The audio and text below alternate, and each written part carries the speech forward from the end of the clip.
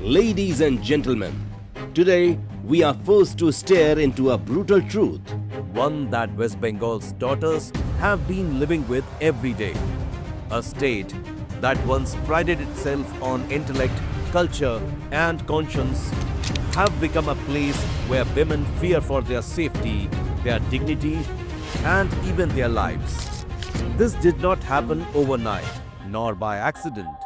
It is the result of prolonged institutional failure under Chief Minister Mamata Banerjee.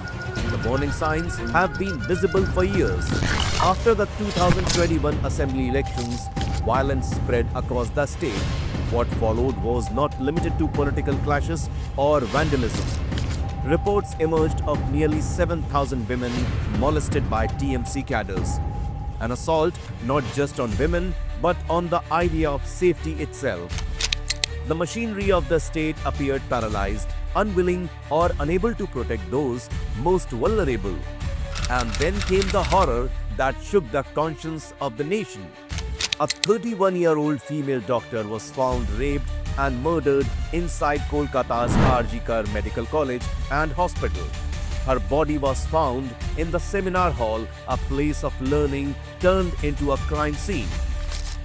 Hundreds of doctors hit the streets, exposing campuses that deny women even basic dignity, no washrooms, no changing rooms, no safe on-call spaces. Even more disturbing were allegations that followed, including indifference in the immediate response and claims that the crime scene itself had been tampered with. Missile करके आया, अंदर में घुस गया। CCTV भी तोड़ दिया। एक भी सीसीटीवी नहीं है। सीसी कैमरा जितना है सब तोड़ दिया। For women in Bengal, this story is painfully familiar.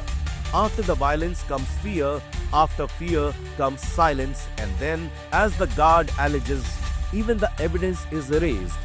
It sends a brutal message.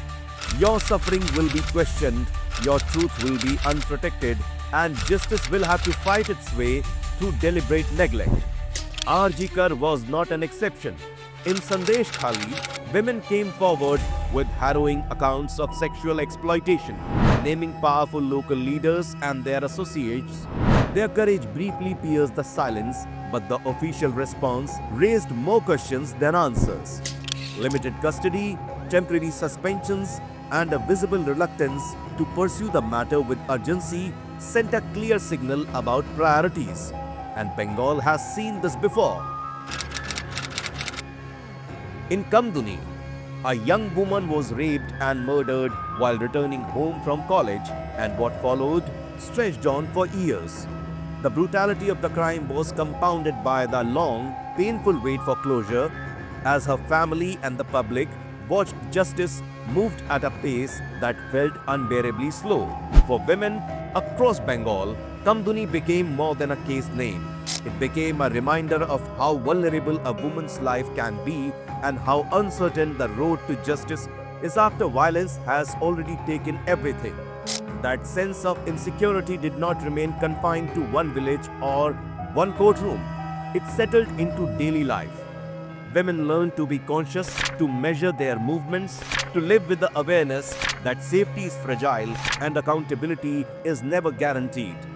Bengal's women under Mamata Banerjee, a woman leader, have faced enough atrocities. Over the years, visuals have emerged of women being beaten publicly, restrained and assaulted in full view of others. In South 24 Parganas, a woman was thrashed with bamboo sticks during a dispute. Reports of gang rapes in places like Durgapur continue to surface, and shockingly, even hospitals have not been remained immune. Against this backdrop, the words of the Chief Minister carry enormous weight when women in the state are hurting, afraid and looking for leadership. Yet rather than acknowledge the depth of the crisis or take responsibility for the safety of Bengal's daughters, Mamata Banerjee chose to shift the burden onto the victims themselves, saying that girls shouldn't go out at night to avoid being raped. And especially the girl child at night time. They should not be allowed to come out in the outside. In a state where women are assaulted on streets, beaten in broad daylight, and attacked even inside hospitals, such a response is not just insensitive, It is an abdication of duty when the head of the government blames women for their own suffering instead of confronting the rampant violence. It lays bare how deeply the leadership has failed those it was elected to protect. This is not guidance. This is a dismissal of pain. In Bengal today, that dismissal becomes yet another burden that women are forced to carry. These failures carry a deeper sting because they unfold under an elected woman chief minister. Bengal's women were promised dignity, protection, and empowerment. Instead, they have been left to navigate fear on their own at home, on the streets, at workplaces, and even inside hospitals. When those entrusted with authority fail to act, silence itself becomes a form of violence. Women in West Bengal are not demanding privilege. They are asking for what should never have to be demanded: safety without conditions, justice without delay, and a state that treats violence against women as an emergency rather than an inconvenience. No woman should be told to shrink her life, limit her movement, or blame herself for surviving in public spaces. This is the land of Tagore and Netaji, a land that once shaped India's moral conscience. Its daughters should not be growing up learning that fear is normal and safety is negotiable. Dignity cannot be selective. The right to life and security cannot depend on what holds power. The question that remains is not political. It is human. How many more women must be hurt, silenced, or lost before accountability finally arrives in West Bengal?